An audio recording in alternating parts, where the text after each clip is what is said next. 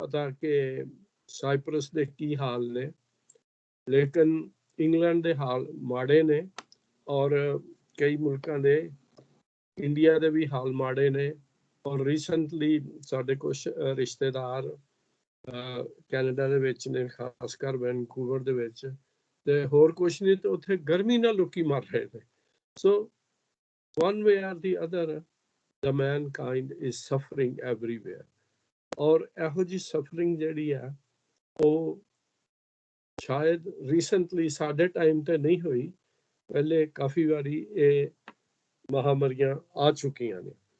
ਤੇ ਮੈਂ ਇਹ ਸੋਚ ਰਿਹਾ ਸਾਂ ਪਿਛਲੇ ਦਿਨਾਂ ਤੋਂ ਕਿ ਸਾਰੀ ਮੇਰੀ ਜ਼ਿੰਦਗੀ ਦੇ ਵਿੱਚ ਹੀਲਿੰਗ ਜਿਹੜੀ ਸ਼ਿਫਾ ਆ, ਉਹਦੀ ਜ਼ਰੂਰਤ ਅੱਜ ਤੋਂ ਵੱਧ ਕੇ ਕਦੀ ਇਹਨੂੰ ਜ਼ਿਆਦਾ ਨਹੀਂ ਹੋਈ।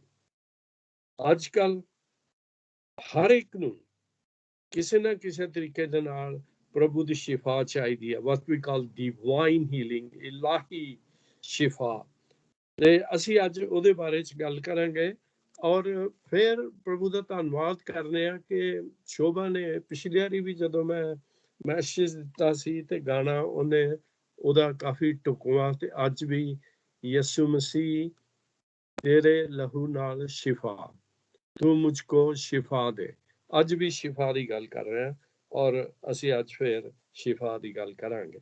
ਹੁਣ ਸ਼ਿਫਾ ਜਿਹੜਾ ਲਫ਼ਜ਼ ਹੈ, ਜਿਹਨੂੰ ਇੰਗਲਿਸ਼ ਦੇ ਵਿੱਚ ਹੀਲਿੰਗ ਕਿਹਾ ਜਾਂਦਾ, ਜਿੱਥੇ ਜਿੱਥੇ ਬਾਈਬਲ ਦੇ ਵਿੱਚ ਇਹਦਾ ਜ਼ਿਕਰ ਆ, ਇਹਦਾ ਹਮੇਸ਼ਾ ਮਤਲਬ ਫਿਜ਼ੀਕਲ ਹੀਲਿੰਗ ਨਹੀਂ ਹੁੰਦਾ, ਸਰੀਰਕ ਹੀਲਿੰਗ ਨਹੀਂ ਹੁੰਦਾ। ਤਾਂ ਪਹਿਲੇ ਮੈਂ ਤੁਹਾਨੂੰ ਇਹ ਦੱਸਣਾ ਚਾਹੁੰਦਾ ਕਿ ਪਹਿਲੀ ਕਿਸਮ ਦਾ ਜਿਹੜਾ ਮਤਲਬ ਆ, ਪਹਿਲਾ ਮਤਲਬ ਜਿਹੜਾ ਮੈਂ ਯੂਜ਼ ਕਰਨਾ ਚਾਹੁੰਦਾ, ਉਹ ਹੈ ਫਿਜ਼ੀਕਲ ਹੀਲਿੰਗ ਦੇ ਵਾਸਤੇ। ਤੇ ਉਹਦੇ ਵਾਸਤੇ ਮੈਂ ਤੁਹਾਨੂੰ ਰੈਫਰੈਂਸ ਦੇ ਦਿੰਦਾ, ਤਾਂ ਕਿ ਤਾਂ ਮੇਰੀ ਇਹ ਹਮੇਸ਼ਾ ਕੋਸ਼ਿਸ਼ ਹੁੰਦੀ ਹੈ ਕਿ ਜੋ ਵੀ ਮੈਂ ਗੱਲ ਕਰਾਂ ਉਹ ਪ੍ਰਭੂ ਦੇ ਵਚਨ ਦੇ ਵਿੱਚੋਂ ਕਰਾਂ, ਤਾਂ ਕਿ ਉਹਨੂੰ ਮੈਂ ਬੈਕਅਪ ਕਰਦਾ ਰਵਾਂ, ਗੱਲ ਪੱਕੀ ਹੁੰਦੀ ਰਹੇ। ਤੇ ਕਹਾਵਤਾਂ ਦੇ ਵਿੱਚ ਚੱਲੀਏ 12 ਚੈਪਟਰ ਦੇ ਵਿੱਚ, ਤੇ ਉਹਦੀ 18 ਵਰਸ ਤੇ 13 ਚੈਪਟਰ ਦੀ 17ਵੀਂ ਵਰਸ, ਇਹ 2 ਵਰਸਿਸ ਨੇ, ਬਲਕਿ ਹੋਰ ਵੀ ਹੈ ਨੇ। ਅੱਜ ਸਿਰਫ 2 ਵਰਸਿਸ ਨੂੰ ਮੈਂ ਰੈਫਰੈਂਸ ਦੇਵਾਂਗਾ, I don't want to get too many, ਕਿ ਫਿਜ਼ੀਕਲ ਹੀਲਿੰਗ ਹੁੰਦੀ ਹੈ। ਅੱਛਾ, ਕਹਾਵਤਾਂ 12 ਚੈਪਟਰ ਦੀ 18 ਵਰਸ ਲਿਖਿਆ, ਬੇਸੋਚੇ ਬੋਲਣ ਵਾਲੇ ਦੀਆਂ ਗੱਲਾਂ ਤਲਵਾਰ ਵਾਂਗੂ ਵਹਿੰਦੀਆਂ ਹਨ, ਪਰ ਬੁੱਧਵਾਨ ਦੀ ਜ਼ੁਬਾਨ ਚੰਗਾ ਕਰ ਦਿੰਦੀ ਹੈ। ਅੱਛਾ, ਫਿਰ 17 ਚੈਪਟਰ ਦੀ 13 ਚੈਪਟਰ ਦੀ 17 ਵਰਸ ਲਿਖਿਆ, ਦੁਸ਼ਟ ਹਰਕਾਰਾ ਵਿਪਤਾ ਵਿੱਚ ਡੇਗ ਦਿੰਦਾ ਹੈ, ਪਰ ਮਾਤਬਰ ਏਲਚੀ ਚੰਗਾ ਕਰਦਾ ਹੈ। ਸੋ ਇੱਥੇ ਜਿਹੜੀ ਗੱਲ ਕੀਤੀ ਜਾ ਰਹੀ ਹੈ, ਉਹ ਤੁਹਾਡੇ ਸਰੀਰ ਦੀ ਸ਼ਿਫਾ ਦੇ ਵਾਸਤੇ ਕੀਤੀ ਜਾਈ ਹੈ। ਖਾਸ ਕਰ ਜਿਹੜੀ ਪਹਿਲੀ ਗੱਲ ਅਸੀਂ ਦੇਖੀ ਆ ਕਿ ਬੇਸੋਚ ਬੋਲਣ ਵਾਲੇ ਦੀਆਂ ਗੱਲਾਂ ਤਲਵਾਰ ਵਾਂਗੂ ਹੁੰਦੀਆਂ ਨੇ। It's like ਸੋਰਡ, you know, the unkind words, ਉਹ ਤੁਹਾਨੂੰ ਤਲਵਾਰ ਵਾਂਗੂ ਚੀਰ ਦਿੰਦੇ ਨੇ, ਔਰ ਤੁਹਾਡੀ ਸਿਹਤ ਤੇ ਉਹਦਾ ਅਸਰ ਹੁੰਦਾ। ਲੇਕਿਨ ਜਿਹੜੇ ਸੂਦਿੰਗ ਵਰਡ ਨੇ, ਜਾਂ ਜਿਨ੍ਹਾਂ ਨੂੰ ਅੱਛੇ ਵਰਡ ਕਿਹਾ ਜਾਂਦਾ, ਉਹ ਤੁਹਾਨੂੰ ਸ਼ਾਂਤੀ ਔਰ ਤਸੱਲੀ ਦਿੰਦੇ ਨੇ। ਔਰ ਇਹਦੇ 'ਚ ਮੇਰਾ ਪਰਸਨਲ ਐਕਸਪੀਰੀਅੰਸ ਬਹੁਤ ਜ਼ਿਆਦਾ ਆ ਕਿ ਜਦੋਂ ਦਾ ਮੈਂ ਚਰਚ 'ਚ ਆਇਆ, ਲੋਕਾਂ ਨੂੰ ਪਤਾ ਲੱਗਾ ਕਿ ਮੇਰੀ ਜੌਬ ਕੀ ਸੀ, ਮੈਂ ਕੀ ਕਰਨਾ।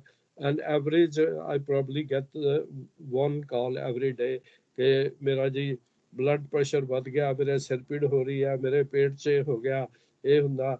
ਐਂਡ ਪੀਪਲ ਆਲਵੇਜ਼, ਸੋ ਮੇਰਾ ਕੰਮ ਇਹ ਹੈ ਕਿ ਮੈਂ ਇਲਾਜ ਤਾਂ ਨਹੀਂ ਕਰ ਸਕਦਾ, ਲੇਕਿਨ ਉਹਨਾਂ ਨੂੰ ਕਿਸੇ ਨਾ ਕਿਸੇ ਤਰ੍ਹਾਂ ਤਸੱਲੀ ਦੇਵਾਂ। ਤੇ ਪਰਸੋਂ ਦੀ ਗੱਲ ਆ, ਇੱਕ ਓਲਡ ਲੇਡੀ ਨੇ ਫੋਨ ਕੀਤਾ ਕਿ ਮੇਰਾ ਬਲੱਡ ਪ੍ਰੈਸ਼ਰ ਬੜਾ ਲੋ ਹੋ ਗਿਆ। ਤੇ ਮੈਂ ਕਿਹਾ ਵੀ ਮੈਨੂੰ ਦੱਸੋ ਉਹਦੇ ਨੰਬਰ। ਜਦੋਂ ਮੈਂ ਪੜ੍ਹੇ, ਮੈਂ ਕਿਹਾ ਵੀ ਇਹ ਤਾਂ ਬਹੁਤ ਅੱਛਾ, ਮੇਰੇ ਨਾਲੋਂ ਵੀ ਬੈਟਰ ਆ, ਇਹ ਲੋ ਨਹੀਂ ਹੈਗਾ। ਤੇ ਉਹ ਕਹਿੰਦੀ ਕਿ ਉਹ ਮੈਨੂੰ ਤਸੱਲੀ ਆ ਗਈ ਆ। ਸੋ ਜਿਹੜਾ ਸ਼ਬਦ ਆ, ਉਹ ਤੁਹਾਡੀ ਸਿਹਤ ਦੇ ਬਾਰੇ ਔਰ ਤੁਹਾਡੀ ਸਿਹਤ ਨੂੰ ਚੰਗਾ ਕਰਨ ਦੇ ਬਾਰੇ ਉਹ ਖਿਆਲ ਕਰਦੀ ਹੈ। ਜਿਸ ਵੇਲੇ ਸਾਡੇ ਚਰਚ ਦੇ ਕੁਝ ਲੋਕੀ ਬਿਮਾਰ ਸੀਗੇ ਤੇ ਹਸਪਤਾਲ ਦੇ ਵਿੱਚ ਦਾਖਲ ਕੀ, ਤੇ ਇੱਕ ਨੇ ਲੇਡੀ ਨੇ ਰੌਲਾ ਪਾਤਾ, ਜੀ ਪਾਸਟਰ ਜੀ, ਉਹ ਜਿਹੜਾ ਬੰਦਾ ਉਸ ਹਸਪੀਟਲ 'ਚ ਚਲਾ ਜਾਂਦਾ, ਉਹ ਤਾਂ ਕਦੀ ਜਿਉਂਦਾ ਵਾਪਸ ਹੀ ਨਹੀਂ ਆਇਆ। ਤੇ ਉਹ ਜਿਨ੍ਹਾਂ ਦਾ ਪੇਸ਼ੈਂਟ ਸੀ ਉਹਨਾਂ ਵਾਸਤੇ ਬੜੀ ਪ੍ਰੋਬਲਮ ਖੜੀ ਕਰ ਦਿੱਤੀ। ਔਰ ਮੈਨੂੰ ਬੜੀ ਤਸੱਲੀ ਦੇਣੀ ਪਈ ਵੀ ਯੂਰਪ ਦਾ ਬੈਸਟ ਹਸਪੀਟਲ ਆ ਜਿੱਥੇ ਉਹ ਬੰਦਾ ਗਿਆ। So please don't worry about it and thank god that ਬੰਦਾ ਠੀਕ ਠਾਕ ਹੋ ਕੇ ਵਾਪਸ ਆ। ਤੋ ਸ਼ਬਦ ਜਿਹੜੇ ਆ ਉਹ ਬੰਦੇ ਨੂੰ ਤਗੜਾ ਕਰ ਸਕਦੇ ਆ ਜਾਂ ਬਿਮਾਰ ਕਰ ਸਕਦੇ ਆ। ਅੱਛਾ, ਇਹ ਸੀਗੀ ਪਹਿਲੀ ਗੱਲ ਹੀਲਿੰਗ ਦੇ ਬਾਰੇ, ਸਰੀਰ ਦੀ ਹੀਲਿੰਗ। ਦੂਸਰੀ ਜਿਹੜਾ ਮਤਲਬ ਆ ਹੀਲਿੰਗ ਦਾ ਉਹ ਹੈ ਸਲਵੇਸ਼ਨ, ਨਜਾਤ। ਵਰਡ ਹੀਲਿੰਗ ਹੀ ਯੂਜ਼ ਕੀਤਾ ਜਾਂਦਾ ਹੈ ਬਾਈਬਲ ਦੇ ਵਿੱਚ ਅਕਸਰ। Healing of nations, healing of Israel ਕੌਮ ਦੀ Shifa.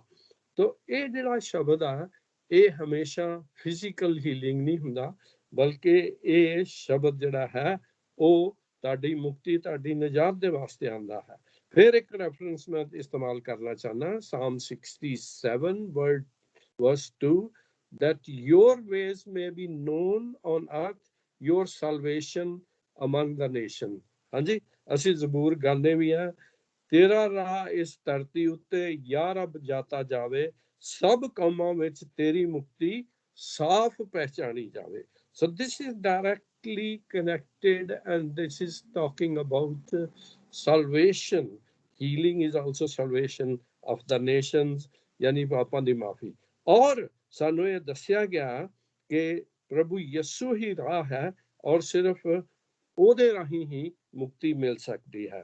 And then another reference we can look at is Revelation 22 verse 2 के उथे जीवन दे दरखत दे बारे च गल कीती गई है और ये कहा गया कि जीवन दे दरखत दे पत्ते जिहड़े ने ओदे नाल नेशन दी कौमां दी रिहाई हुंदी है। And the leaves of the tree are for healing of nations।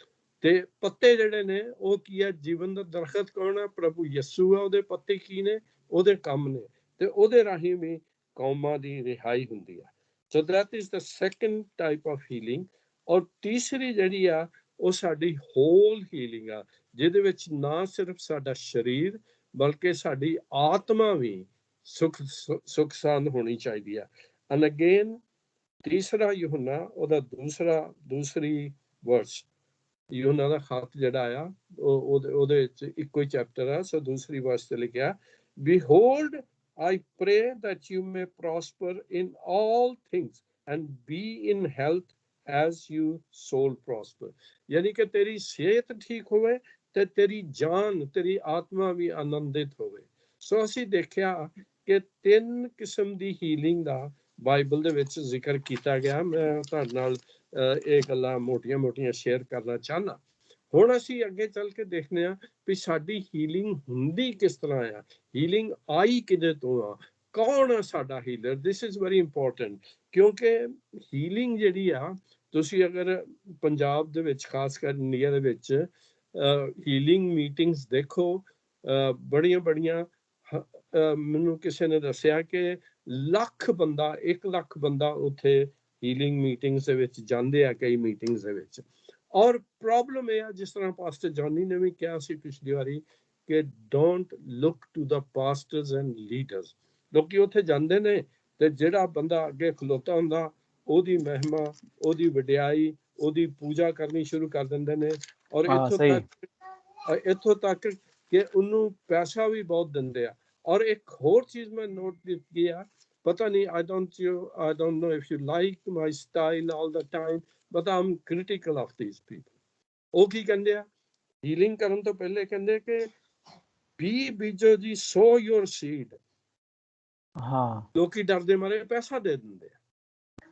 Nowhere in the Bible any Jesus or his disciples, apostles healed many people, never ever they asked for a seed। It's wrong। Amen। So I have to make clear ਕਿ healing ਜਿਹੜੀ ਆ ਉਹ ਪੈਸੇ ਨਾਲ ਨਹੀਂ ਹੁੰਦੀ। ਹੁਣ healing ਜਿਹੜੀ ਆ ਆਈ ਕਿੱਥੋਂ ਆ? ਮੇਰੇ ਨਾਲ ਤੁਸੀਂ ਚੱਲੋ, ਹਾਲੇਲੂਇਆ, ਰਸੂਲਾਂ ਦੇ ਕਰਤਵ ਉਹਦਾ 10 ਬਾਬ। Now this is the main thing I want you to concentrate today, ਕਿ ਹੀਲਿੰਗ ਸਾਡੀ ਆਂਦੀ ਕਿੱਥੋਂ ਆ। 10 ਬਾਬ ਉਹਦੀ 38 10:38 Acts 10:38 अर्थात यस्सु नासरी की परमेश्वर ने किस विधि नाल उस ਨੂੰ पवित्र आत्मा ਅਤੇ ਸਮਰਥਾ ਨਾਲ ਮਸਾ ਕੀਤਾ ਜੋ ਉਹ ਭਲਾ ਕਰਦਾ ਅਤੇ ਸਭਨਾਂ ਨੂੰ ਜੋ ਸ਼ੈਤਾਨ ਦੇ ਕਾਬੂ ਕੀਤੇ ਹੋਏ ਸਨ ਹਾਲੇਲੂਇਆ ਚੰਗਾ ਕਰਦਾ ਫਿਰਿਆ ਜੋ ਉਹ ਪਰਮੇਸ਼ਵਰ ਉਸ ਦੇ ਨਾਲ ਸੀ ਹਾਲੇਲੂਇਆ ਹੁਣ ਧਿਆਨ ਦਿਵੋ ਕਿ ਦੋ ਗੱਲਾਂ ਦਾ ਇੱਥੇ ਜ਼ਿਕਰ ਕੀਤਾ ਗਿਆ ਕਿ ਪ੍ਰਭੂ ਯਿਸੂ ਨਾਸਰੀ ਨੇ ਅਰਥਾਤ ਪਰਮੇਸ਼ਵਰ ਨੇ ਕਿਸ ਵਿਧੀ ਨਾਲ ਪ੍ਰਭੂ ਯਿਸੂ ਨੂੰ ਮਸਾ ਕੀਤਾ ਦੋ ਗੱਲਾਂ ਦਾ ਧਿਆਨ ਰੱਖੋ ਪਹਿਲੀ ਗੱਲ ਪਵਿੱਤਰ ਆਤਮਾ ਦੇ ਨਾਲ ਔਰ ਦੂਸਰੀ ਗੱਲ ਸਮਰਥ ਦੇ ਨਾਲ ਔਰ ਤੀਸਰੀ ਗੱਲ ਇਹ ਹੈ ਕਿ ਪਰਮੇਸ਼ਵਰ ਉਹਦੇ ਨਾਲ ਸੀ ਨਾ ਹੁਣ ਸਾਰੀ ਨਵੇਂ ਆਦਨਾਮੇ ਦੇ ਵਿੱਚ ਅਸੀਂ ਅਕਸਰ ਦੇਖਦੇ ਹਾਂ ਨਿਊ ਟੈਸਟਮੈਂਟ ਕਿ Jesus Christ is going around healing delivering raising dead ਤੇ ਲੇਕਿਨ ਉਹਦੇ ਅੰਦਰ ਕੀ ਸੀਗਾ how was he doing it ਉਹਦੇ ਅੰਦਰ ਪਹਿਲੀ ਗੱਲ ਉਹਦੇ ਉੱਤੇ ਪਵਿੱਤਰ ਆਤਮਾ ਸੀ ਹਾਲੇਲੂਇਆ ਨੋਟ ਕਰ ਲਓ ਲਿਖ ਲਵੋ ਜਿਹੜੇ ਲਿਖ ਰਹੇ ਨੇ ਪਹਿਲੀ ਗੱਲ ਪਵਿੱਤਰ ਆਤਮਾ ਉਹਦੇ ਉੱਤੇ ਸੀਗਾ ਔਰ ਪਵਿੱਤਰ ਆਤਮਾ ਪ੍ਰਭੂ ਯਿਸੂ ਦੇ ਉੱਤੇ ਆਣਾ ਜਾਂ ਉਹਦੇ ਨਾਲ ਹੋਣਾ ਜਿਹੜਾ ਆ ਬਹੁਤ ਜ਼ਰੂਰੀ ਹੈ ਉਹਦੇ ਜਨਮ ਤੋਂ ਪਹਿਲੇ ਹੀ ਫਰਿਸ਼ਤੇ ਨੇ ਆ ਕੇ ਐਂਜਲ ਕੇਮ ਮਰੀਮ ਨੂੰ ਉਹਨੇ ਕਹਿ ਦਿੱਤਾ ਕਿ ਪਵਿੱਤਰ ਆਤਮਾ ਤੇਰੇ ਉੱਤੇ ਆ ਜਾਏਗਾ ਜਿਸ ਵੇਲੇ ਉਹ ਕਹਿਣ ਲੱਗਾ ਕਿ ਤੇਰੇ ਬੇਟਾ ਹੋਏਗਾ ਤੂੰ ਬੱਚਾ ਜਨੇਗੀ ਉਹ ਕਹਿੰਦੀ ਵੀ ਮੈਂ ਤੇ ਕੁਆਰੀ ਆ ਇਹ ਕਿਸ ਤਰ੍ਹਾਂ ਹੋ ਸਕਦਾ ਉਸੇ ਵੇਲੇ ਉਹਨੂੰ ਫਰਿਸ਼ਤੇ ਨੇ ਕਿਹਾ ਕਿ ਪਵਿੱਤਰ ਆਤਮਾ ਹੋਲੀ ਸਪਿਰਿਟ तेरे उत्ते आएगा पवित्र आत्मा तेरे ऊपर आवेगा और तेरे अते आत्महान दी कुदरत तेरे उत्ते छाया करेगी तो दोवें चीज़ां आ गईयां आत्महान दी कुदरत ते पवित्र आत्मा जिस दे नाल ये जन्म तो पहले शुरू हो गया प्रोसेस इट स्टार्ट्स विद मेरी फिर जीसस ਨੂੰ ਵੀ फिर उस दे बाद ये छाया करेगी the holy spirit will protect her cover her क्योंकि ਉਹ ਕੁਵਾਰੀ ਸੀ ਸ਼ਾਇਦ ਹੋ ਸਕਦਾ ਲੋਕੀ ਗੱਲਾਂ ਕਰਦੇ ਹੋਣ ਉਹਨੂੰ ਸ਼ਰਮਿੰਦਗੀ ਹੋਏ ਇਸ ਲਈ ਉਹਨੂੰ ਪ੍ਰੋਟੈਕਟ ਕਰੇਗੀ ਜਿਸ ਤਰ੍ਹਾਂ ਕਿ ਬੱਦਲਾਂ ਨੇ ਪ੍ਰਭੂ ਯਿਸੂ ਨੂੰ ਯਾਦ ਹੈ ਜਦੋਂ ਟ੍ਰਾਂਸਫਿਗਰੇਸ਼ਨ ਹੋਇਆ ਰੂਪ ਬਦਲ ਗਿਆ ਸੀ ਉਸ ਵੇਲੇ ਵੀ ਬੱਦਲ ਨੇ ਉਹਨੂੰ ਘੇਰ ਲਿਆ ਸੀ ਔਰ ਯਾਦ ਆ ਫਿਰ ਜਦੋਂ ਇਸਰਾਇਲ ਚੱਲਦੇ ਸੀ ਖੈਮਾ ਜਿਹੜਾ ਸੀ ਟੈਬਰਨੇਕਲ they were covered with clouds so same way the holy spirit would cover Mary ਉਹਨੂੰ ਸੰਭਾਲ ਰੱਖੇਗੀ ਔਰ ਫਿਰ ਪ੍ਰਭੂ ਯਿਸੂ ਦੇ ਬਾਰੇ ਲਿਖਿਆ ਦਾ ਕਿ ਜਿਹੜਾ ਪੈਦਾ ਹੋਏਗਾ ਉਸ ਦੀ ਕੁੱਖ ਦੇ ਵਿੱਚ ਹੈ ਉਹ ਪਵਿੱਤਰ ਆਤਮਾ ਤੋਂ ਹੈ so even during the pregnancy the Holy Spirit was with Jesus okay I'll go very quickly for the next few things ਫਿਰ ਹੋਇਆ ਕਿ ਪ੍ਰਭੂ ਯਿਸੂ ਦੇ ਜਨਮ ਦੇ ਉੱਤੇ ਯਾਦ ਹੈ his baptism Matthew 3:16 ਕੀ ਹੋਇਆ ਪਵਿੱਤਰ ਆਤਮਾ ਕਬੂਤਰ ਦੀ ਨਾਈ ਉਹਦੇ ਉੱਤੇ ਆ ਗਿਆ Holy Spirit came upon him there was a special anointing for him ਫਿਰ during temptations ਅਸੀਂ ਦੇਖਦੇ ਹਾਂ ਮੱਤੀ 4:1 ਦੇ ਵਿੱਚ ਕਿ ਪਵਿੱਤਰ ਆਤਮਾ ਉਹਨੂੰ ਲੈ ਗਿਆ ਜੰਗਲ ਦੇ ਵਿੱਚ ਪਵਿੱਤਰ ਆਤਮਾ ਉਹਦੇ ਨਾਲ ਸੀਗਾ so Holy Spirit is preparing him all the time ਪਵਿੱਤਰ ਆਤਮਾ ਉਹਦੇ ਨਾਲ ਸੀਗਾ ਔਰ ਜੋ ਕੁਛ ਵੀ ਉਹ ਕਰਦਾ ਸੀਗਾ ਪਵਿੱਤਰ ਆਤਮਾ ਦੀ ਸ਼ਕਤੀ ਨਾਲ ਕਰਦਾ ਸੀ ਫਿਰ ਜਿਸ ਵੇਲੇ ਉਹਨੇ ਸੇਵਾ ਸ਼ੁਰੂ ਕੀਤੀ ਲੂਕ ਚੈਪਟਰ 4 ਵਰਸ 18 ਕਿ ਪ੍ਰਭੂ ਦਾ ਆਤਮਾ ਮੇਰੇ ਉੱਤੇ ਹੈ ਉਸਨੇ ਮੈਨੂੰ ਮਸਾ ਕੀਤਾ ਹੋਇਆ ਹੈ even then he starts his ministry we know that ਔਰ ਫਿਰ ਦੂਸਰੀ ਗੱਲ ਇਹ ਆ ਕਿ ਪ੍ਰਭੂ ਦਾ ਜਿਹੜਾ ਦੂਸਰੀ ਗੱਲ ਅਸੀਂ ਨੋਟ ਕੀਤੀ ਆ ਉਹ ਇਹ ਆ ਕਿ ਸ਼ਕਤੀ ਪਾਵਰ ਆਫ ਦ ਗॉड ਔਰ ਇਹ ਵੀ ਅਸੀਂ ਦੇਖਦੇ ਹਾਂ ਕਿ ਪ੍ਰਭੂ ਯਿਸੂ ਦੇ ਵਿੱਚ ਇੱਕ ਖਾਸ ਸ਼ਕਤੀ ਇੱਕ ਖਾਸ ਪਾਵਰ ਜਿਹੜੀ ਕਿ ਪਵਿੱਤਰ ਆਤਮਾ ਵੱਲੋਂ ਨੂੰ ਮਿਲੀ ਜਦੋਂ ਲਿਖਿਆ ਦਾ ਜਦੋਂ ਵਾਪਸ ਆਇਆ ਤਾਂ in the power of the holy spirit he started his ministry after he said ਕਿ ਉਹਨੇ ਕਿਹਾ ਕਿ ਪਵਿੱਤਰ ਆਤਮਾ ਮੇਰੇ ਉੱਤੇ ਹੈ ਮੈਂ ਮਸਾ ਕੀਤਾ ਗਿਆ ਹਾਂ ਹਾਂਜੀ ਔਰ ਇੱਥੋਂ ਤੱਕ ਫਿਰ ਅਸੀਂ ਦੇਖਦੇ ਹਾਂ ਕਿ Jesus was like A walking powerhouse if I want to say that ਹੈ ਜਿੱਥੇ ਜਾਂਦਾ ਸੀ he was full of power ਔਰ ਇੱਥੇ ਲਿਖਿਆ ਦਾ ਲੂਕਾ 6 ਦੀ 18 ਤੇ 19 ਦੇ ਵਿੱਚ ਕਿ ਲੋਕੀ ਉਹਦੇ ਕੋਲ ਆਏ ਜਦੋਂ ਉਹਨਾਂ ਨੇ ਸੁਣਿਆ ਤੇ ਉਹਨੇ ਸਾਰਿਆਂ ਨੂੰ ਚੰਗਾ ਕੀਤਾ ਜਿਨ੍ਹਾਂ ਦੇ ਵਿੱਚ ਬੁਰੀਆਂ ਆਤਮਾ ਸੀ ਜਾਂ ਕੋਈ ਸੀ, ਤੇ ਇੱਥੋਂ ਤੱਕ ਲੋਕੀ ਚਾਹੁੰਦੇ ਸੀਗੇ ਕਿ ਉਹਨੂੰ ਛੂਹਣ, touch him and they will get healed।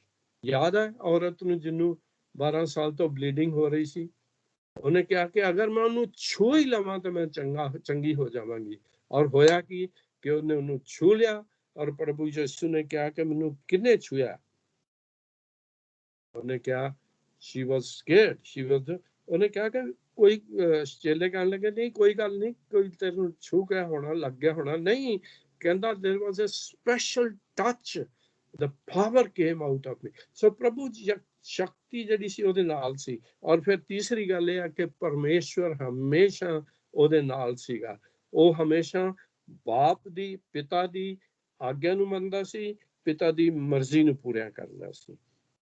ਅੱਛਾ, ਔਰ ਇਹ ਗੱਲ ਸਿਰਫ ਇੱਥੋਂ ਹੀ ਨਹੀਂ ਖਤਮ ਹੁੰਦੀ।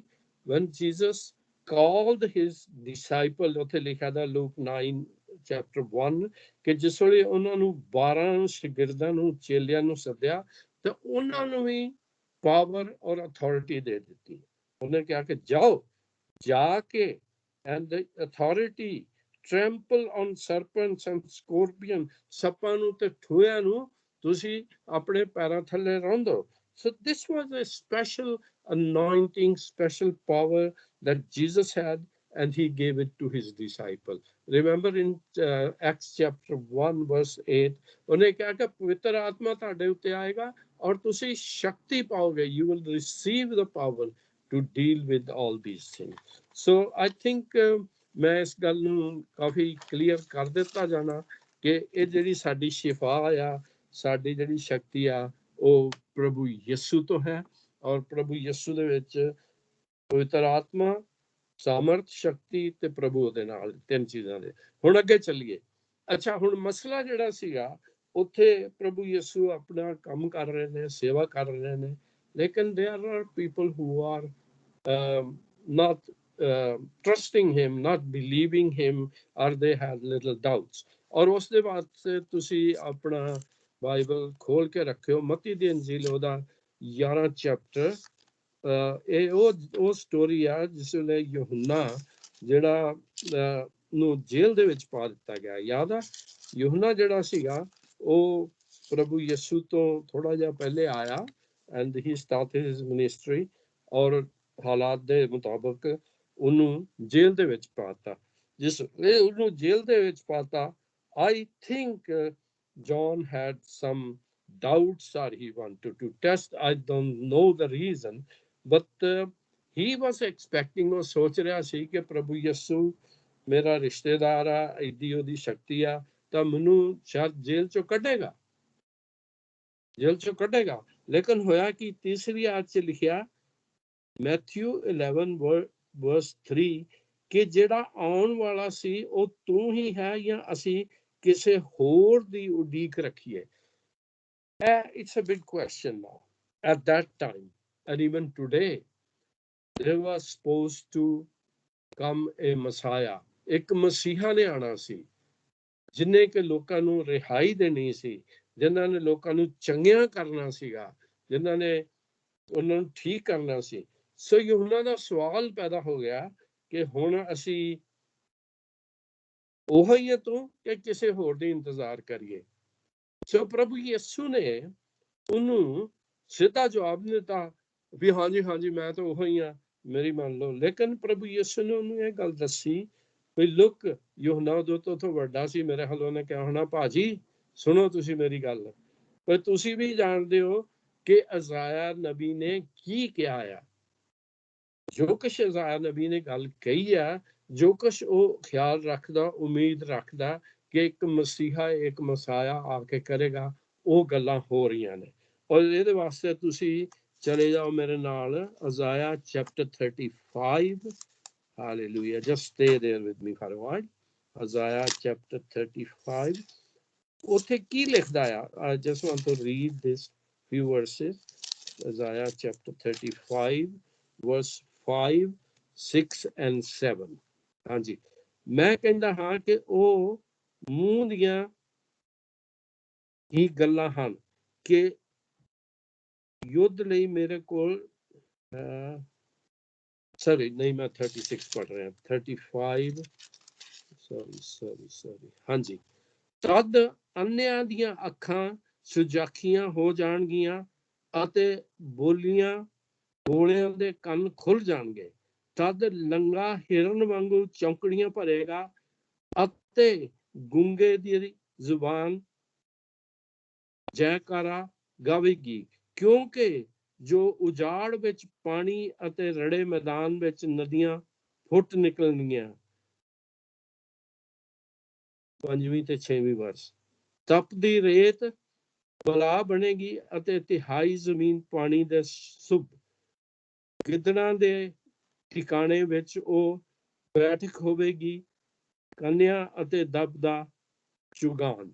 ਸੋ ਇਹ ਜਿਹੜੀਆਂ ਗੱਲਾਂ ਅਜ਼ਾਇਆ ਨਬੀ ਨੇ ਪ੍ਰਭੂ ਯਿਸੂ ਤੋਂ ਤਕਰੀਬਨ 700 ਸਾਲ 750 ਸਾਲ ਪਹਿਲੇ ਪੇਸ਼ਨ ਗੋਈ ਕੀਤੀ ਸੀ ਕਿ ਇੱਕ ਮਸੀਹਾ ਆਏਗਾ ਔਰ ਉਹਦੇ ਟਾਈਮ ਦੇ ਉੱਤੇ ਇਹ ਗੱਲਾਂ ਹੋ ਜਾਣਗੀਆਂ, ਲੋਕੀ ਚੰਗੇ ਹੋ ਜਾਣਗੇ। ਫਿਰ ਵਾਪਸ ਚੱਲੀਏ ਮਤੀ ਦੀ ਅੰਜੀਲ ਦੇ ਵਿੱਚ 11 ਚੈਪਟਰ ਦੇ ਵਿੱਚ ਔਰ ਦੇਖੀਏ ਕਿ ਪ੍ਰਭੂ ਯਿਸੂ ਨੇ ਕੀ ਜਵਾਬ ਦਿੱਤਾ। ਉਹਨੇ ਉਹਨਾਂ ਨੂੰ ਕਿਹਾ, ਹਾਲੇਲੂਇਆ, ਥੈਂਕ ਯੂ, ਹਾਂਜੀ, ਉਹਨੇ ਉਹਨਾਂ ਨੂੰ ਕਿਹਾ, ਪ੍ਰਭੂ ਯਿਸੂ ਨੇ 11 ਚੈਪਟਰ ਦੀ 5ਵੀਂ ਆਇਤ ਦੇ ਵਿੱਚ, ਕੀ ਅੰਨੇ ਸੁਜਾਖੇ ਹੁੰਦੇ ਹਨ ਅਤੇ ਲੰਗੜੇ ਤੁਰਦੇ ਹਨ, ਕੋੜੀ ਸ਼ੁੱਧ ਹੁੰਦੇ ਜਾਂਦੇ ਹਨ ਅਤੇ ਬੋਲੇ ਸੁਣਦੇ ਹਨ ਅਤੇ ਮੁਰਦੇ ਜਿਉਂਦੇ ਜਾਂਦੇ ਹਨ ਅਤੇ ਗਰੀਬਾਂ ਨੂੰ ਖੁਸ਼ਖਬਰੀ ਸੁਣਾਈ ਜਾਂਦੀ ਹੈ। ਸੋ ਸੇਮ ਗੱਲ ਜਿਹੜੀ ਅਜ਼ਾਇਆ ਨੇ ਪ੍ਰੋਫੈਸੀ ਕੀਤੀ ਸੀਗੀ, ਪੇਸ਼ਨ ਗੋਈ ਕੀਤੀ ਸੀ, ਉਹ ਪ੍ਰਭੂ ਯਿਸੂ ਦੇ ਵਿੱਚ ਪੂਰੀ ਹੋ ਰਹੀ ਹੈ। ਇਨ ਅਦਰ ਵਰਡਸ ਪ੍ਰਭੂ ਯਿਸੂ ਕਹਿ ਰਿਹਾ ਕਿ ਮੈਂ ਹੀ ਉਹ ਮਸਾਇਆ ਹਾਂ ਜਿਹਦੀ ਤੁਸੀਂ ਇੰਤਜ਼ਾਰ ਕਰਦੇ ਸੀ। ਉਹਨਾਂ ਨੇ ਸਵਾਲ ਕੀਤਾ ਕਿ ਅਸੀਂ ਕਿਸੇ ਹੋਰ ਦੀ ਇੰਤਜ਼ਾਰ ਕਰੀਏ? ਨਹੀਂ, ਉਹਨੇ ਕਿਹਾ ਕਿ ਮੈਂ ਹੀ ਹਾਂ, ਜੋ ਕੁਛ ਉਹਨੇ ਕਿਹਾ ਸੀ ਪੂਰਾ। ਅੱਛਾ, ਸਭ ਤੋਂ ਪਹਿਲੀ ਗੱਲ ਅਸੀਂ ਦੇਖਦੇ ਹਾਂ ਕਿ ਉਹ ਅੰਨਿਆਂ ਦੇ ਬਾਰੇ ਗੱਲ ਕਰ ਰਿਹਾ। ਸਭ ਤੋਂ ਪਹਿਲੇ ਲਾਰਡ ਜੀਸਸ ਮੈਂਸ਼ਨ ਬਲਾਈਂਡ ਸਭ ਤੋਂ ਪਹਿਲੇ। ਅੱਛਾ, ਇਹ ਦੋਵੇਂ ਚੀਜ਼ਾਂ ਜਿਹੜੀਆਂ ਨੇ ਇਹ ਆਤਮਿਕ ਵੀ ਨੇ, they are physical and spiritual. ਅੰਨਾ ਜਿਹੜਾ ਜਿਹਨੂੰ ਦਿਸਦਾ ਨਹੀਂ, ਤੇ ਅੰਨਾ ਉਹ ਵੀ ਆ ਜਿਹਨੂੰ ਪ੍ਰਭੂ ਯਿਸੂ ਨਹੀਂ ਦਿਸਦਾ, ਉਹਦੀਆਂ ਗੱਲਾਂ ਨਹੀਂ ਦਿਸਦੀਆਂ। ਸੋ ਜ਼ਰੂਰਤ ਸੀ ਕਿ ਦੋਵੇਂ ਅੱਖਾਂ ਖੁੱਲ ਜਾਣ, ਆਤਮਿਕ ਅੱਖਾਂ ਵੀ ਖੁੱਲ ਜਾਣ ਤੇ ਧਾਰਮਿਕ ਅੱਖਾਂ ਵੀ ਖੁੱਲ ਜਾਣ, ਲੋਕੀ ਦੇਖ ਸਕਣ। ਕਿਉਂਕਿ ਜਦੋਂ ਕਿਸੇ ਨੂੰ ਰੌਸ਼ਨੀ ਮਿਲਦੀ ਆ, ਸਭ ਤੋਂ ਪਹਿਲੇ ਸਪਿਰਿਚੁਅਲੀ ਪਹਿਲੀ ਕੰਡੀਸ਼ਨ ਇਹੋ ਹੀ ਹੁੰਦਾ ਕਿ ਤੁਸੀਂ ਦੇਖਣ ਲੱਗ ਪੈਂਦੇ ਹੋ, ਵਾਹ ਜੀ ਵਾਹ, ਇਹ ਤੇ ਪ੍ਰਭੂ ਯਿਸੂ ਆ, ਇਹੋ ਹੀ ਪਰਮੇਸ਼ਵਰ ਦਾ ਬੇਟਾ ਆ। So it is very important that your eyes should be open. There are a lot of references to that, ਪਰ ਮੈਂ ਤੁਹਾਨੂੰ ਮੋਟੀ ਗੱਲ ਦੱਸਣਾ ਚਾਹੁੰਦਾ। ਔਰ ਯਾਦ ਆ ਪ੍ਰੇਰਿਤਾਂ ਦੇ ਵਚਨ ਦੇ 26 ਚੈਪਟਰ ਦੀ 18 ਵਰਸ ਦੇ ਵਿੱਚ ਪ੍ਰਭੂ ਨੇ ਕਿਹਾ ਕਿ ਉਹਨੇ ਪੌਲੁਸ ਨੂੰ ਲੋਕਾਂ ਦੀਆਂ ਅੱਖਾਂ ਖੋਲਣ ਵਾਸਤੇ ਭੇਜਿਆ। ਸੋ ਪਹਿਲੀ ਗੱਲ ਇਹ ਹੈ ਕਿ ਅੱਖਾਂ ਖੁੱਲ ਰਹੀਆਂ ਨੇ, ਪ੍ਰਭੂ ਨੂੰ ਲੋਕੀ ਜਾਣ ਰਹੇ ਨੇ। ਦੂਸਰੀ ਗੱਲ ਇਹ ਹੈ ਕਿ ਲੰਗੜੇ ਜਿਹੜੇ ਨੇ ਉਹ ਵੀ ਚੰਗੇ ਹੋ ਰਹੇ ਨੇ। ਹੁਣ ਲੰਗੜਾ ਜਿਹੜਾ ਆ ਉਹ ਬੋਥ ਫਿਜ਼ੀਕਲੀ ਐਂਡ ਸਪਿਰਿਚੁਅਲੀ ਵੀ ਹੈ। ਜਿਹੜਾ ਕਿ ਲੰਗੜਾ ਬੰਦਾ ਹੈ ਉਹ ਪ੍ਰਭੂ ਦੇ ਨਾਲ ਨਹੀਂ ਚੱਲ ਸਕਦਾ। They can not walk with the Lord. ਵੈਸੇ ਫਿਜ਼ੀਕਲੀ ਨਹੀਂ ਚੱਲ ਸਕਦਾ, ਤੇ ਜਦੋਂ ਉਹਨਾਂ ਨੂੰ ਚੰਗਾ ਕੀਤਾ ਜਾਂਦਾ ਉਹ ਪ੍ਰਭੂ ਦੇ ਨਾਲ ਚੱਲਦੇ ਨੇ। ਔਰ ਯਾਦ ਹੈ ਯਸਾਇਆ ਨਬੀ ਨੇ ਲਿਖਿਆ 6ਵੀਂ ਵਰਸ ਦੇ ਵਿੱਚ ਕਿ lame shall leap like a deer. ਹਾਂਜੀ, ਲੰਗੜੇ ਹਿਰਨ ਵਾਂਗੂ ਚੌਂਕੜੀਆਂ ਪਾਉਣਗੇ। So they will be healed and they will be able to walk with the Lord. ਅੱਛਾ, ਫਿਰ ਕੋੜੀ ਜਿਹੜੇ ਨੇ, ਕੋੜੀ ਵੀ ਚੰਗੇ ਕੀਤੇ ਜਾਣਗੇ। ਹਾਲੇਲੂਇਆ। ਹਾਂਜੀ, ਕੋੜੀ ਜਿਹੜੀ ਆ, ਲੈਪਰਸੀ ਜਿਹੜੀ ਆ, ਜਿਹਨੂੰ ਕੋੜ ਕਿਹਾ ਜਾਂਦਾ, ਉਹ ਜਿਹੜੇ ਪਰਮੇਸ਼ਵਰ ਤੋਂ ਦੂਰ ਆ। ਲੈਪਰਸੀ is a disease of disobedience. ਯਾਦ ਆ ਜਦੋਂ ਮਰੀਅਮ ਨੇ, ਜਿਹੜੀ ਮੂਸਾ ਦੀ ਭੈਣ ਸੀ, ਪ੍ਰਭੂ ਦੇ ਅੱਗੇ ਰਿਬੈਲੀਅਨ ਕੀਤਾ ਤੇ ਉਹਨੂੰ ਕੀ ਹੋਇਆ? ਬਗਾਵਤ ਕੀਤੀ, ਉਹਨੂੰ ਕੋੜ ਹੋ ਗਿਆ। So it is a disease that is of rebellion. At the same time, ਕੋੜ ਤੋਂ ਸਜ਼ਾ ਛੁਟਕਾਰਾ ਪਾਉਣ ਦੇ ਵਾਸਤੇ ਜ਼ਰੂਰੀ ਹੈ ਕਿ ਹੁਕਮ ਮੰਨੇ ਜਾਏ। ਨਮਾਨ ਕੋੜੀ ਨੇ, ਨਮਾਨ ਲੈਪਰ, he listened to the Lord, he was obedient and he was healed. Okay, so ਅੱਗੇ ਚੱਲੀਏ। ਜਿਹੜੇ ਬੋਲੇ ਨੇ, ਕੰਨਾਂ ਦੇ ਬੋਲੇ ਨੇ, ਉਹ ਵੀ ਠੀਕ ਹੋ ਰਹੇ ਨੇ। ਫਿਜ਼ੀਕਲੀ ਜਿਹੜੇ ਪ੍ਰਭੂ ਦਾ ਵਚਨ ਨਹੀਂ ਸੁਣਦੇ ਉਹ ਵੀ ਸੁਣਨ ਲੱਗ ਪੈਂਦੇ ਨੇ, ਉਹਨਾਂ ਦੇ ਕੰਨ ਖੁੱਲ ਜਾਂਦੇ ਨੇ, ਖੁਸ਼ਖਬਰੀ ਉਹਨਾਂ ਤੱਕ, the good news reaches them and they can hear them। ਕਿਉਂਕਿ ਫਿਰ ਇਜ਼ਾਇਆ ਨਬੀ ਲਿਖਦਾ 35 ਚੈਪਟਰ ਦੀ 6ਵੀਂ ਆਇਤ ਦੇ ਵਿੱਚ ਕਿ ਉਹਨਾਂ ਦੇ ਕੰਨ ਜਿਹੜੇ ਨੇ ਖੁੱਲ ਜਾਣਗੇ। ਹਾਲੇਲੂਇਆ। ਫਿਰ ਅੱਗੇ ਚੱਲੀਏ ਥੋੜਾ ਜਿਹਾ। ਹਾਂਜੀ, ਫਿਰ ਲਿਖਿਆ ਕਿ the dead, simply those who are dead in their sins।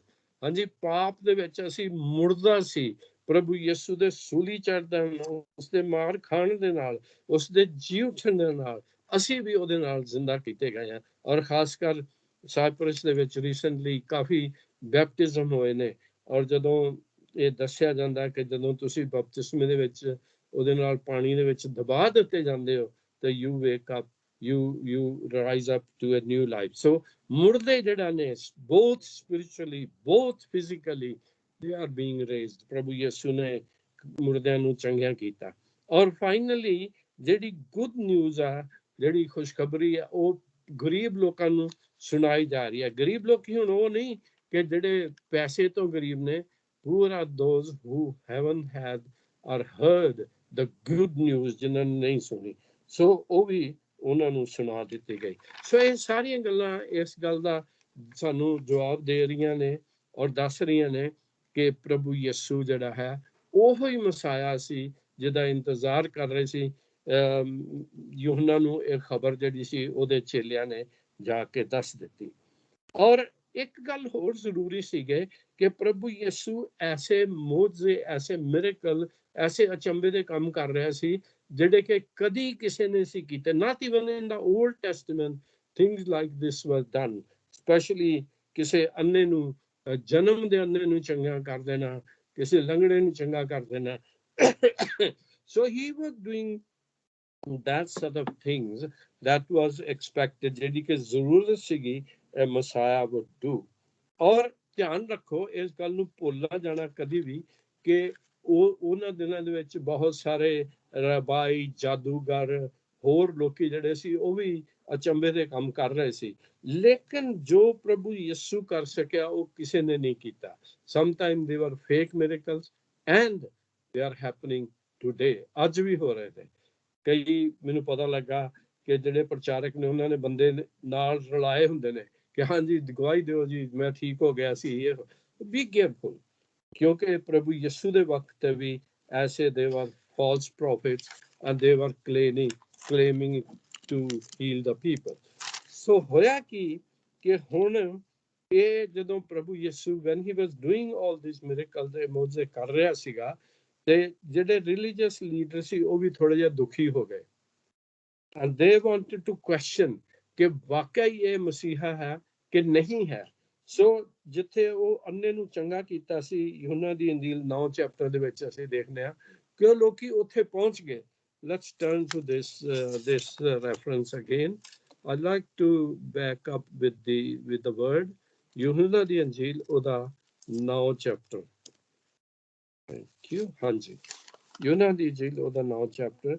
ਜਦੋਂ ਅੰਨੇ ਨੂੰ ਚੰਗਾ ਕੀਤਾ ਤੇ religious leaders instead of getting happy, ਖੁਸ਼ ਹੋਣ ਦੀ ਬਜਾਏ ਵੀ ਚਲੋ ਜਨਮ ਦਾ ਅੰਨਾ ਚੰਗਾ ਹੋ ਗਿਆ, they started questioning ਪ੍ਰਭੂ ਯਿਸੂ ਨੂੰ ਕਿ ਇਹ ਵਾਕਈ ਮਸੀਹਾ ਹੈ ਜਾਂ ਨਹੀਂ ਹੈ। ਔਰ ਉਹ ਉੱਥੇ ਉਸ ਜਗ੍ਹਾ ਦੇ ਉੱਤੇ ਉਹ ਪਹੁੰਚ ਗਏ ਜਿੱਥੇ ਇਹ ਪ੍ਰੇਜ਼ ਗॉड ਮਿਰੇਕਲ ਹੋਇਆ ਸੀ। ਔਰ ਬਜਾਏ ਦੇ ਇਨਵੈਸਟੀਗੇਸ਼ਨ ਤੋਂ ਪਹਿਲੇ ਹੀ ਉਹਨਾਂ ਨੇ ਆਪਣਾ ਮਨ ਬਣਾ ਲਿਆ ਸੀ, ਇਹ ਫੈਸਲਾ ਕਰ ਲਿਆ ਸੀ ਬਈ ਇਹ ਅੰਨਾ ਇਹ ਵੀ ਪਾਪੀ ਆ ਤੇ ਜਿਹੜਾ ਪ੍ਰਭੂ ਯਿਸੂ ਆ ਉਹ ਵੀ ਪਾਪੀ ਆ। ਯੂਹੰਨਾ ਦੀ ਇੰਜੀਲ ਉਹਦਾ 9 ਬਾਪ 9 ਚੈਪਟਰ ਵਰਸ 32। ਲੇਕਿਨ ਉਹਨੂੰ ਕਹਿਣ ਲੱਗੇ ਅਸੀਂ ਤਾਂ ਜਾਣਦੇ ਹਾਂ 31। ਉਹ ਜਦੋਂ ਕਹਿਣ ਲੱਗੇ ਕਿ ਉਹ ਪਾਪੀ ਆ ਤੇ ਉਹ ਅੰਨਾ ਉਹਨਾਂ ਨੂੰ ਕਹਿੰਦਾ ਕਿ ਅਸੀਂ ਤਾਂ ਜਾਣਦੇ ਹਾਂ ਪਰਮੇਸ਼ਵਰ ਪਾਪੀਆਂ ਦੀ ਨਹੀਂ ਸੁਣਦਾ, ਪਰ ਜੋ ਕੋਈ ਪਰਮੇਸ਼ਵਰ ਦਾ ਭਗਤ ਹੋਵੇ ਅਤੇ ਉਸ ਦੀ ਮਰਜ਼ੀ ਉੱਤੇ ਚੱਲੇ ਤਾਂ ਉਹ ਉਸ ਦੀ ਸੁਣਦਾ ਹੈ। ਕਿਉਂਕਿ ਯਹੂਦੀ ਲੋਕੀ ਉਹਨਾਂ ਨੂੰ ਬਲੇਮ ਕਰ ਰਹੇ ਸੀਗੇ। ਔਰ ਫਿਰ ਉਹਨੇ ਇਹ ਵੀ ਕਿਹਾ ਜਗਤ ਦੇ ਮੁੱਢੋਂ ਇਹ ਕਦੇ ਨਹੀਂ ਹੋਇਆ ਕਿ ਕਿਸੇ ਜਮਾਂਦਰੂ ਅੰਨੇ ਦੀਆਂ ਅੱਖਾਂ ਖੋਲੀਆਂ ਗਈਆਂ। ਹੁਣ ਇਹ ਕਦੀ ਨਹੀਂ ਹੋਇਆ ਜਗਤ ਦੀ ਰਚਨਾ ਤੋਂ ਤੱਕ, ਇਹ ਗੱਲ ਕਦੇ ਨਹੀਂ ਹੋਈ ਕਿ ਕਿਸੇ ਅੰਨੇ ਦੀਆਂ ਅੱਖਾਂ ਖੋਲ ਦਿੱਤੀਆਂ ਗਈਆਂ ਹੋਣ। ਔਰ ਫਿਰ ਇਹ ਪਰਮੇਸ਼ਰ ਦੇ ਵੱਲੋਂ ਨਾ ਹੁੰਦਾ ਤਾਂ ਕੁਝ ਨਾ ਕਰ ਸਕਦਾ। ਸੋ ਹੁਣ ਜਿਹੜਾ ਅੰਨਾ ਬੰਦਾ, ਹੀ ਇਜ਼ ਆਲਸੋ ਟੈਸਟੀਫਾਈਂਗ, ਉਹ ਵੀ ਕਹਿ ਰਿਹਾ ਕਿ ਇਹ ਜਿੰਨੇ ਮੇਰੀਆਂ ਅੱਖਾਂ ਠੀਕ ਕੀਤੀਆਂ ਨੇ ਇਹ ਪਰਮੇਸ਼ਵਰ ਵੱਲੋਂ, ਹੀ ਇਜ਼ ਫਰੋਮ ਗੋਡ। ਲੇਕਿਨ ਰਿਲੀਜੀਅਸ ਲੀਡਰ ਜਿਹੜੇ ਆ ਉਹਨਾਂ ਨੇ ਇਹ ਫੈਸਲਾ ਕਰ ਚੁੱਕਿਆ ਕਿ ਨਹੀਂ। ਇਸ ਕਰਕੇ ਉਹਨਾਂ ਨੇ ਕੀ ਕੀਤਾ, ਉਹਨਾਂ ਨੇ ਉਸ ਨੂੰ ਉੱਤਰ ਦਿੱਤਾ ਤੇ ਤੂੰ ਤਾਂ ਨਿਰਾ ਪੂਰਾ ਪਾਪਾਂ ਵਿੱਚ ਜੰਮਿਆ ਹੈ, ਫਿਰ ਸਾਨੂੰ ਸਿਖਾਉਂਦਾ ਹੈ। ਅਤੇ ਉਸਨੇ ਉਸ ਨੂੰ ਅਲੱਗ ਕਰ ਦਿੱਤਾ। ਉਹਨਾਂ ਨੇ ਉਹਨੂੰ ਬਾਹਰ ਕੱਢ ਦਿੱਤਾ ਚਰਚ ਦੇ ਵਿੱਚੋਂ, ਕਲੀਸ ਜਿਹੜਾ ਸਿਨੇਗੋਗ ਸੀ ਉਹਦੇ ਵਿੱਚੋਂ ਬਾਹਰ ਕੱਢ ਦਿੱਤਾ। ਲੇਕਿਨ ਜਦੋਂ ਪ੍ਰਭੂ ਯਿਸੂ ਨੂੰ ਇਹ ਪਤਾ ਲੱਗਾ ਕਿ ਉਹਨਾਂ ਨੂੰ ਉਸ ਨੂੰ ਛੇਕ ਦਿੱਤਾ ਹੈ ਅਤੇ ਉਸ ਨੂੰ ਲੱਭ ਕੇ ਆਖਿਆ ਕਿ ਤੂੰ ਪਰਮੇਸ਼ਰ ਦੇ ਪੁੱਤਰ ਉੱਤੇ ਵਿਸ਼ਵਾਸ ਕਰ। Now, note this point, when the world, when the church, when the people pushed that blind man out, ਉਹਨੂੰ ਕੱਢ ਦਿੱਤਾ, ਛੇਕ ਦਿੱਤਾ, ਤਾਂ ਪ੍ਰਭੂ ਯਿਸੂ ਨੂੰ ਪਤਾ ਲੱਗ ਦਿੱਤਾ, he came for looking for him। ਪ੍ਰਭੂ ਨੂੰ ਪਤਾ ਸੀ, he came to seek, ਉਹ ਲੱਭਣ ਦੇ ਵਾਸਤੇ ਆਇਆ। ਉਹਨੂੰ ਤਸੱਲੀ ਦਿੱਤੀ, ਉਹਨੂੰ ਆਪਣੇ ਦਰਸ਼ਨ ਦਿੱਤੇ। ਔਰ ਉੱਥੇ ਲਿਖਿਆ ਦਾ ਕਿ ਉਸ ਯਿਸੂ ਨੇ ਉਸ ਨੂੰ ਆਖਿਆ, ਤੂੰ ਉਸ ਨੂੰ ਦੱਸਿਆ ਕਿ ਮੈਂ ਪ੍ਰਭੂ ਯਿਸੂ ਹੈ। ਔਰ ਫਿਰ ਕੀ ਹੋਇਆ ਕਿ ਉਸਨੇ ਪ੍ਰਭੂ ਯਿਸੂ ਨੂੰ ਆਪਣਾ ਮੁਕਤੀਦਾਤਾ ਮੰਨ ਲਿਆ। ਤਾਂ ਉਹ ਬੋਲਿਆ, ਪ੍ਰਭੂ ਜੀ ਮੈਂ ਨਿਸ਼ਚਾ ਕਰਦਾ ਹਾਂ, ਤੇ ਉਸ ਨੂੰ ਮੱਥਾ ਟੇਕਿਆ। He worshipped him, he accepted him as a savior, ਆਪਣਾ ਮੁਕਤੀਦਾਤਾ ਉਹਨੂੰ ਸਮਝ ਲਿਆ। ਸੋ ਇਹ ਇੱਕ ਹੋਰ ਇਨਸੀਡੈਂਟ ਹੈ ਕਿ ਜਿੱਥੋਂ ਸਾਨੂੰ ਇਹ ਪਤਾ ਚੱਲਦਾ ਹੈ ਕਿ ਪ੍ਰਭੂ ਯਿਸੂ ਹੀ ਉਹ ਮੁਕਤੀਦਾਤਾ ਹੈ, ਉਹ ਮਸਾਇਆ ਹੈ, ਜਿਸ ਨੂੰ ਲੈਣ ਦੇ ਵਾਸਤੇ ਜਿਸ ਨੂੰ ਦੁਨੀਆ ਇੰਤਜ਼ਾਰ ਕਰ ਰਹੀ ਸੀ, ਔਰ ਉਹ ਆ ਗਿਆ ਹੈ। ਅੰਨੇ ਦੇ ਰਾਹੀਂ ਵੀ ਸਾਨੂੰ ਪਤਾ ਲੱਗਦਾ। ਅੱਛਾ, ਹੁਣ ਇਹ ਸੀਗਾ ਕਿ ਇਹ ਜਿਹੜਾ ਦਾਨ ਸੀਗਾ ਇਹ ਉਹਨੇ ਆਪਣੇ ਚੇਲਿਆਂ ਨੂੰ ਵੀ ਦੇ ਦਿੱਤਾ। ਔਰ ਅਸੀਂ ਦੇਖਦੇ ਹਾਂ ਐਕਟਸ ਚੈਪਟਰ 3 ਕਿ ਉੱਥੇ ਪੀਟਰ ਤੇ ਯਹੂਨਾ ਜਿਹੜੇ ਸੀਗੇ ਉਹ ਪ੍ਰਾਰਥਨਾ ਕਰਦੇ ਸੀਗੇ। ਪ੍ਰਾਰਥਨਾ, ਪ੍ਰੇਅਰ ਵਾਸ देयर ਟਾਈਮ। ਔਰ ਇੱਕ ਦਿਨ ਜਦੋਂ ਉਹ ਆਫਟਰਨੂਨ 'ਚ ਪ੍ਰਾਰਥਨਾ ਕਰਨ ਜਾ ਰਹੇ ਸੀਗੇ ਤੇ ਉਹਨਾਂ ਨੇ ਇੱਕ ਆਦਮੀ ਨੂੰ ਦੇਖਿਆ ਜਿਹੜਾ ਕਿ ਜਨਮ ਤੋਂ ਲੰਗੜਾ ਸੀ, ਚਰਚ ਦੇ ਹੈਕਲ ਦੇ ਬਾਹਰ ਬੈਠਾ ਹੋਇਆ ਸੀ। ਤੇ ਉਹ ਚਾਹੁੰਦਾ ਸੀ ਵੀ ਕੋਈ ਪੈਸਾ ਧੇਲਾ ਉਹਨੂੰ ਮਿਲ ਜਾਏ, ਕੁਝ ਖਾਣ ਪੀਣ ਲਈ ਮਿਲ ਜਾਏ। ਲੇਕਿਨ ਉਹਨਾਂ ਨੇ ਕਿਹਾ ਕਿ ਪ੍ਰਭੂ ਯਿਸੂ ਦੇ ਨਾਮ ਦੇ ਵਿੱਚ ਉੱਠ ਔਰ ਚੱਲ ਫਿਰ। ਸੋ ਉਹ ਲੰਗੜਾ ਉਹ ਵੀ ਠੀਕ ਹੋ ਗਿਆ। ਸੋ ਹੁਣ ਚੇਲੇ ਵੀ ਉਹੀ ਕੰਮ ਕਰ ਰਹੇ ਨੇ। ਬਲਕਿ ਅੱਗੇ ਲਿਖਿਆ ਦਾ 5ਵੇਂ ਚੈਪਟਰ ਦੇ ਵਿੱਚ ਇੱਥੋਂ ਤੱਕ ਕਿ ਲੋਕੀ ਲਿਆ ਕੇ ਲੋਕਾਂ ਨੂੰ ਸੜਕ ਦੇ ਕੰਢੇ ਰੱਖਦੇ ਸੀ ਤਾਂ ਕਿ ਜਦੋਂ ਪਤਰਸ ਉੱਥੋਂ ਲੰਘੇ ਤੇ ਉਹਦੀ ਪਰਛਾਈ ਜਿਹੜੀ ਹੈ ਉਹਨਾਂ ਦੇ ਉੱਤੇ ਪੈ ਜਾਵੇ। ਸੋ I'm just going to, what's the time? Yes, finish soon. ਥੋੜੀ ਦੇਰ ਮੈਂ। ਅੱਛਾ, ਸਵਾਲ ਇਹ ਪੈਦਾ ਹੁੰਦਾ, and it's very common question, somebody rang me other day and we know that ਕਿ ਲੋਕੀ ਜਦੋਂ ਇੰਨੀ ਪ੍ਰਾਰਥਨਾ ਕੀਤੀ ਜਾਂਦੀ ਹੈ ਲੋਕੀ ਠੀਕ ਕਿਉਂ ਨਹੀਂ ਹੁੰਦੇ? Why isn't God always healing people? Why isn't, ਕਿਉਂਕਿ ਪ੍ਰਭੂ ਯਿਸੂ ਨੇ ਹਰ ਇੱਕ ਨੂੰ ਚੰਗਾ ਕੀਤਾ। ਹੁਣ ਸਾਡੀਆਂ ਦੁਆਵਾਂ ਕਿਉਂ ਨਹੀਂ ਸੁਣੀਆਂ ਜਾਂਦੀਆਂ? Honestly, I don't have an answer. It's not always easy to decide ਕਿ ਪ੍ਰਭੂ ਦੀ ਕੀ ਮਰਜ਼ੀ ਹੈ। ਲੇਕਿਨ ਇੱਕ ਦੋ ਗੱਲਾਂ ਜਿਹੜੀਆਂ ਨੇ ਉਹ ਜ਼ਰੂਰੀ ਹੈ ਕਿ ਬਾਈਬਲ ਸਾਨੂੰ ਦੱਸਦੀ ਹੈ। Psalm 66 verse 18 ਉਹ ਕਹਿੰਦਾ ਕਿ ਅਗਰ ਮੇਰੇ ਦਿਲ ਦੇ ਵਿੱਚ ਪਾਪ ਆ, if there is sin in my heart, he will not listen। ਠੀਕ ਆ, ਅਸੀਂ ਦਿਲ ਸਫਾਈ ਦੇ ਨਾਲ ਪੂਰੇ ਵਿਸ਼ਵਾਸ ਦੇ ਨਾਲ ਪ੍ਰਭੂ ਕੋਲ ਨਹੀਂ ਆਉਂਦੇ। And Roman 14:23 also says ਕਿ whatever is not from faith is sin। ਤੇ ਅੱਧੇ ਚੱਦੇ ਵਿਸ਼ਵਾਸ ਕਰਕੇ ਪ੍ਰਭੂ ਦੇ ਕੋਲ ਆਣਾ ਜਿਹੜਾ ਹੈ ਉਹ ਠੀਕ ਨਹੀਂ ਹੈ। ਇਹ ਇੱਕ ਰੀਜ਼ਨ ਹੋ ਸਕਦਾ ਹੈ। ਅੱਛਾ, ਹੁਣ ਮਾਈ ਫਾਈਨਲ ਪੁਆਇੰਟ ਇਜ਼ ਕਿ ਜਿਹੜਾ ਅਜ਼ਾਇਆ ਚੈਪਟਰ 53 ਆ ਉਹਦੇ ਵਿੱਚ ਸਾਨੂੰ ਬੜਾ ਕਲੀਅਰਲੀ ਦੱਸ ਦਿੱਤਾ ਗਿਆ ਕਿ he 53, Isaiah 53, chapter 5. Again, let me find out. Isaiah, ਹਾਂਜੀ, 53 verse 5. ਇਹ ਬੜੀਆਂ ਜ਼ਰੂਰੀ ਔਰ very common verses ਹੈ. I should know this, ਪਰ ਮੇਰੀ ਪੰਜਾਬੀ ਇੰਨੀ ਵਧੀਆ ਨਹੀਂ all the time. ਹਾਂਜੀ, verse 5 ਚ ਲਿਖਿਆ ਦਾ, ਪਰ ਉਹ ਸਾਡੇ ਅਪਰਾਧਾਂ ਲਈ ਕਾਇਲ ਕੀਤਾ ਗਿਆ, ਸਾਡੀਆਂ ਬਦੀਆਂ ਦੇ ਕਾਰਨ ਕੁਚਲਿਆ ਗਿਆ, ਸਾਡੀ ਸ਼ਾਂਤੀ ਲਈ ਉਸ ਉੱਤੇ ਤਾੜ ਨਾ ਹੋਈ ਅਤੇ ਉਸ ਦੇ ਮਾਰ ਖਾਣ ਤੋਂ ਅਸੀਂ ਨਰੋਏ ਕੀਤੇ ਗਏ। ਹਾਂਜੀ, ਇਹ ਸਾਰੀਆਂ ਗੱਲਾਂ ਜਿਹੜੀਆਂ ਨੇ finally it happened on the cross. Hallelujah, it happened on the cross. ਜੋ ਕੁਛ ਵੀ ਹੋਇਆ ਉਹਦਾ ਜਿਹੜਾ ਨਿਚੋੜ ਆ ਜਾਂ ਉਹਦੀ ਜਿਹੜੀ ਆਖਰੀ ਗੱਲ ਆ ਜਿੱਥੇ ਕੰਪਲੀਟ ਹੋਈ, ਉਹ ਸੂਲੀ ਉੱਤੇ ਚੜਿਆ। ਸੂਲੀ ਉੱਤੇ ਉਸ ਨੂੰ he was pierced for our transgression, he was crushed for our iniquities, punishment that brought us peace was upon him. ਔਰ ਅਸੀਂ ਸੋਚਦੇ ਸੀ, ਲੋਕਾਂ ਨੇ ਸੋਚਿਆ ਵੀ ਇਹਨੇ ਜ਼ਰੂਰ ਕੋਈ ਮਾੜਾ ਕੰਮ ਕੀਤਾ ਹੋਣਾ ਜਿਹੜਾ ਇਹਨੂੰ ਸੂਲੀ ਤੇ ਚੜਾਇਆ ਜਾ ਰਿਹਾ, ਲੇਕਿਨ ਸੱਚਾਈ ਇਹ ਸੀ ਕਿ he was pierced and crucified for our sin, ਸਾਡੇ ਔਰ ਉਸ ਨੇ ਸੂਲੀ ਚੜ੍ਹਦੇ ਜਾਣ ਦੇ ਨਾਲ ਦੋ ਗੱਲਾਂ ਹੋਈਆਂ, two things happen. ਪਹਿਲੀ ਗੱਲ ਤੇ ਸਾਡੇ ਪਾਪਾਂ ਦੀ ਜਿਹੜੀ ਕੀਮਤ ਸੀ ਉਹ ਚੁਕਾ ਦਿੱਤੀ ਗਈ, ਔਰ ਦੂਸਰੀ ਗੱਲ ਕਿ ਸਾਡੇ ਉੱਤੇ ਸ਼ਾਂਤੀ ਹੋਈ। Praise god. ਹੁਣ ਆਖਰੀ ਗੱਲ ਜਿਹੜੀ ਮੈਂ ਤੁਹਾਨੂੰ ਉਹ ਦੱਸਣਾ ਚਾਹੁੰਦਾ ਕਿ ਅਗਰ ਤੁਹਾਨੂੰ ਜ਼ਰੂਰਤ ਹੈ, if you need healing, you need to call upon Jesus. Hallelujah. ਹੋਰ ਕੋਈ ਨਹੀਂ, ਠੀਕ ਹੈ, we call pastors, we call elders, we go to other religious leaders, but call him, it will work personally. I'll tell you a little story. There was a man sitting by roadside, Anna, Bartholomew. He heard Jesus was coming. ਤੇ ਉਹਨੇ ਕੀ ਕੀਤਾ, ਉਹਨੇ ਸੁਣਿਆ, ਉਹਨੂੰ ਪਤਾ ਲੱਗ ਗਿਆ ਕਿ ਪ੍ਰਭੂ ਯਿਸੂ ਆ ਰਿਹਾ। He called upon him, ਉਹਨੇ ਉਹਨੂੰ ਬੁਲਾਇਆ। ਔਰ ਦੇਖੋ ਧਿਆਨ ਦਿਓ, it's very important. He said, Jesus, son of David, have mercy on me. He recognized him as a Messiah. Son of David is a title. ਇੱਕ ਦਾਊਦ ਦੇ ਬੇਟੇ ਪ੍ਰਭੂ ਯਿਸੂ, ਯਾਨੀ ਕਿ ਉਹੀ ਮਸੀਹਾ ਜਿਹੜਾ ਦਾਊਦ ਦਾ ਬੇਟਾ, ਉਹਨੂੰ ਬੁਲਾਇਆ। So it is very important we recognize Jesus as the Messiah, as the healer, as the deliverer. ਫਿਰ ਉਹਨੇ ਕਿਹਾ, ਲੋਕਾਂ ਨੇ ਉਹਨੂੰ ਕਿਹਾ ਚੁੱਪ ਕਰ ਜਾ, ਤੂੰ ਕੀ ਰੌਲੀ ਪਾਈ ਦੀ ਹੈ, ਚੁੱਪ ਕਰਕੇ ਬਹਿ ਜਾ। ਲਿਖਿਆ ਦਾ ਬਾਈਬਲ ਦੇ ਵਿੱਚ mark chapter 10 verse 49, Jesus stopped. ਖੜਾ ਹੋ ਗਿਆ, Jesus ਖੜਾ ਹੋ ਗਿਆ। Let me remind you a story in Joshua chapter 10. ਜਿਹੜਾ ਜਸ਼ੂਆ ਸੀ, ਉਹਨੇ ਪ੍ਰਾਰਥਨਾ ਕੀਤੀ, ਜਸ਼ੂਆ, ਔਰ ਉਹਨੇ ਕਿਹਾ ਕਿ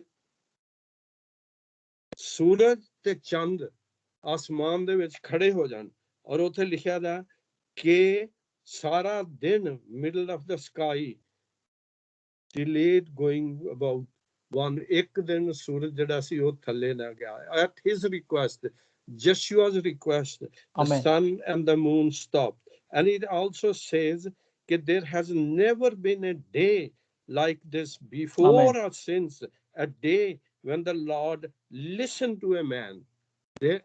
That's in the Old Testament. But here, the maker of sun and the moon and the heaven stopped because a blind man called him. ਇੱਕ ਅੰਨੇ ਨੇ ਬੁਲਾਇਆ ਤੇ ਸਾਰੀਆਂ ਚੀਜ਼ਾਂ ਨੂੰ ਬਣਾਉਣ ਵਾਲਾ ਰੁਕ ਗਿਆ। ਔਰ ਉਹਨੇ ਕੀ ਕਿਹਾ, ਜੀਸਸ ਕਮਾਂਡਰ ਨੂੰ ਕਿਹਾ ਕਿ ਇਹਨੂੰ ਮੇਰੇ ਕੋਲ ਲਿਆਓ। ਉਹਨੂੰ ਕਿਹਾ ਕਿ ਤੂੰ ਕੀ ਚਾਹਨਾ, ਉਹਨੇ ਕਿਹਾ ਬੜੀ ਸਿੰਪਲ ਦੁਆ, specific short prayer, full of faith, ਛੋਟੀ ਦੁਆ ਕਿ ਮੈਂ ਚਾਹਨਾ ਕਿ ਮੇਰੀਆਂ ਅੱਖਾਂ ਠੀਕ ਹੋ ਜਾਣ। And God healed him. Jesus healed him. And he has the same power, same spirit, same strength. ਨਾ ਬਦਲਣਾ ਪਰਮੇਸ਼ਵਰ, he is the same today. Amen. Amen. So ਅੱਜ ਵੀ ਤੁਸੀਂ ਉਹਦੇ ਕੋਲ ਆਓ ਔਰ ਤੁਸੀਂ ਆਪਣੀ ਹੀਲਿੰਗ ਪ੍ਰਾਪਤ ਕਰੋ ਯਿਸੂ ਨਾਮ ਵਿੱਚ। ਆਓ ਦੁਆ ਕਰੀਏ, ਪ੍ਰਾਰਥਨਾ ਕਰੀਏ। Thank you.